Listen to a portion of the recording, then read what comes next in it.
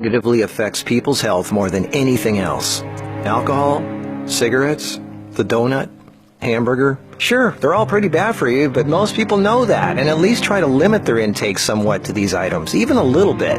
But it's the things we don't think about that can really cause damage. Things we use every day so regularly we don't even think about how its constant use could actually be killing us.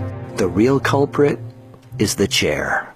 We were given legs for a reason. Most third world cultures don't even have chairs, and they walk an average of 10 miles a day. We in the modern world, on the other hand, spend most of our entire waking days sitting down. People go right from bed to sitting on the toilet, after which they sit at the breakfast table, then they sit in a car as they drive to work and spend the entire day sitting at a desk, only getting up to sit in the toilet and in the cafeteria. Then they sit in the car to drive and sit at the local bar for happy hour. Then when they've had enough of that, they go drive home and spend the rest of the day sitting in a comfortable chair watching TV before they crawl to bed to recover from all the physical exertion that day. And when people go out, they sit at a restaurant or a movie theater. Sitting all day is far worse for you than you might think. A 2010 American Cancer Society study following over 123,000 people from 1993 to 2016 found these alarming results. People who were inactive and sat for over 6 hours a day were 94% more likely to die during the time period studied than those who were physically active and sat less than 3 hours a day.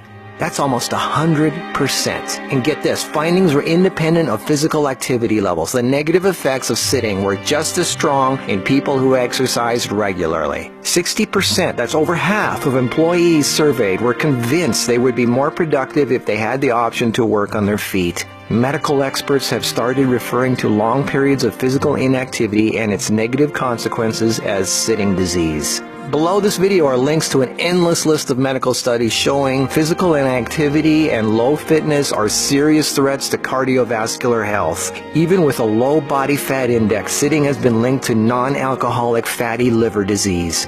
Studies showing differences in brachial and femoral artery responses to prolonged sitting. Studies showing reducing sedentary time may protect DNA. Sedentary lifestyle has been linked to depression. How sitting less increases muscle mass. Multiple studies linking diabetes to inactivity and sitting. Cells in idle muscles don't respond well to insulin, so the pancreas produces more and more, leading to diabetes. And how 5 minutes of standing every half hour can improve glucose metabolism and really help postmenopausal women who are pre-diabetic. Blood pressure drops when standing compared to sitting. A Cornell University study found that sitting more than 1 hour induces biochemical changes in lipoprotein lipase activity, that's an enzyme involved in fat metabolism, and glucose metabolism, leading to deposits of fats in adipose tissue rather than being metabolized by muscle, and increases heart attack risk, coronary heart disease, and kidney disease. This happens in both fit people who do regular aerobic activity and also unfit overweight people. This means regular exercise does not cancel out these effects of sitting the rest of the day. Sitting a lot is asking for trouble, no matter who you are.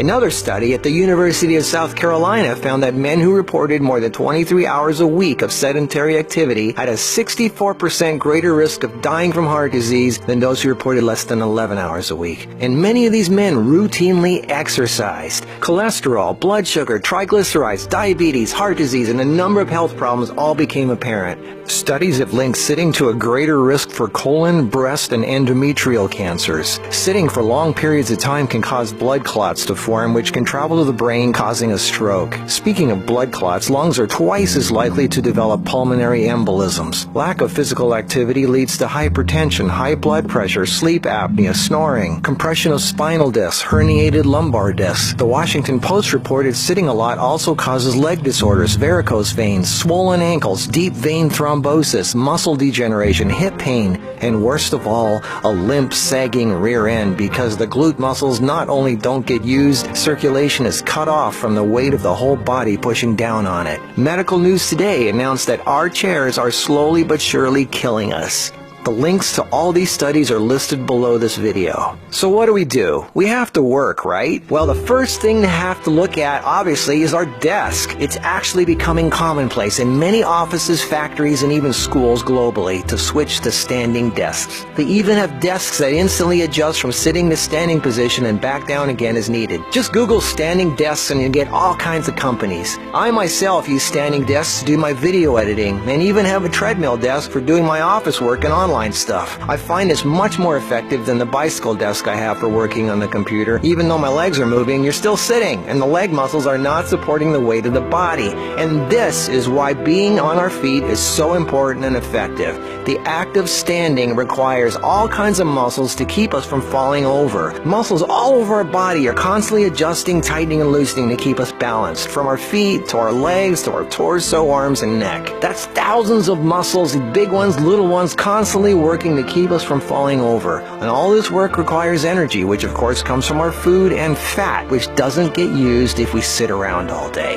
So do as much as what you normally do standing up if you can. And if you can't, stand up every half hour for 5 minutes. Even if you don't do much, just stand up. And if you really want to get things moving, do some squats. And I don't mean 3 or 5, I mean 20 or 30. Take the stairs instead of the elevator. Throw out the TV and do more yard work. Clean up the house more. Do more repairs. Go to the park. Walk down the street or just stand around. Anything. You are not designed to sit. You are designed to be upright. Half your body is legs. They are there for a reason. Use them. If you value your life, get off your ass.